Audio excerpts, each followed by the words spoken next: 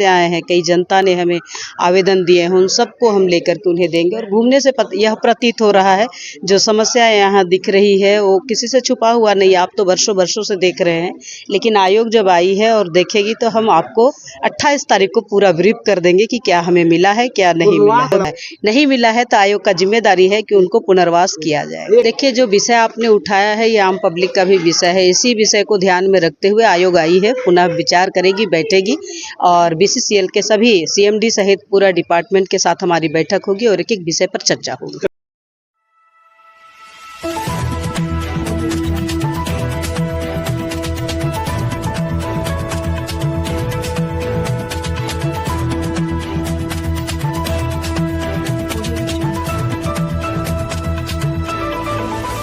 झरिया अग्नि प्रभावित क्षेत्र के दलित आदिवासियों परिवार प्रशासन से मांग रहे पुनर्वास। राष्ट्रीय एसटी/एससी आयोग की सदस्य डॉक्टर आशा लकड़ा पहुंची अग्नि प्रभावित क्षेत्र, लोगों की सुनी समस्या।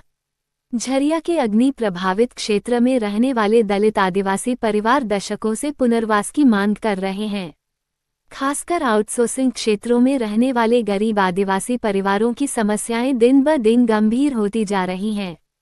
इस मुद्दे को लेकर धनबाद पहुंची राष्ट्रीय अनुसूचित जनजाति आयोग की सदस्य डॉक्टर आशा लकड़ा ने लोधना अग्नि प्रभावित क्षेत्र का दौरा किया। इस दौरान डॉक्टर लकड़ा अपने टीम के साथ लोधना क्षेत्र पहुंची, जहां कुजामा एटी देव प्रभा आउटसोर्सिंग का निरीक्षण किया। कोयला खदानों में चल रही मशीनों और अग्नि प्रभावित क्षेत्रों की स्थिति का अवलोकन करते हुए उन्होंने स्थानीय निवासियों की समस्याओं को समझा।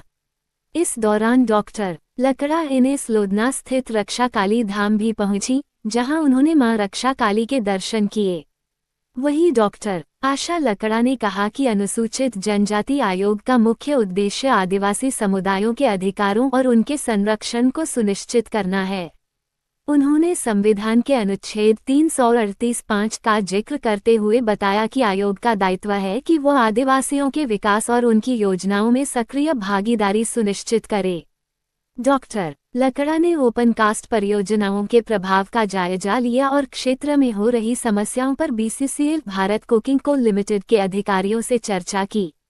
उन्होंने कहा कि क्षेत्र में जो समस्याएं नजर आई वे किसी से छुपी नहीं हैं। अग्नि प्रभावित क्षेत्रों में निवासियों के लिए उचित पुनर्वास और जीवन स्तर सुधारने की आवश्यकता है। अभी जो घूम करके देखे हैं पूरा आप देख रहे होंगे, ओपन कास्ट भी हमने देखा है, कोलवासी भी देखेंगे, माता का मंदिर का भी दर्शन किया है।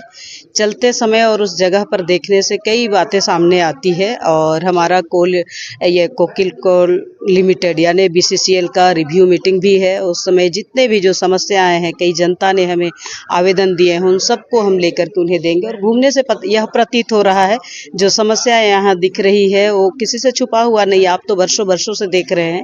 लेकिन आयोग जब आई है और देखेगी तो हम आपको 28 तारीख को पूरा ब्रीफ कर देंगे कि क्या हमें मिला है, क्या नहीं मिला है। विस्थापन का मामला भी हमने पूछा है, हमने इस क्षेत्र के जीएम से भी बातचीत की तो लगभग उन्होंने हमें जो आंकड़ा दिए हैं 600 लोगों को अभी रिहेबिलिटेशन किया है, विस्थापित किया है, उनको जगह दिए हैं, पुनर्वास किए हैं, ये सामने आया है। आंकड़ा जब सामने आती है और हमारे पास जो जनता काम करने वाले हैं और गाँव के रहने वाले हैं उनसे भी कुछ विषय सामने आएंगे तो दोनों का हम तुलनात्मक अध्ययन भी करेंगे, सही मिला है या नहीं मिला है। नहीं मिला है तो आयोग का जिम्मेदारी है कि उनको पुनर्वास किया जाए। देखिए, जो विषय आपने उठाया है ये आम पब्लिक का भी विषय है। इसी विषय को ध्यान में रखते हुए आयोग आई है, पुनः विचार करेगी, बैठेगी और बीसीसीएल के सभी सीएमडी सहित पूरा डिपार्टमेंट के साथ हमारी बैठक होगी और एक एक विषय पर चर्चा होगी।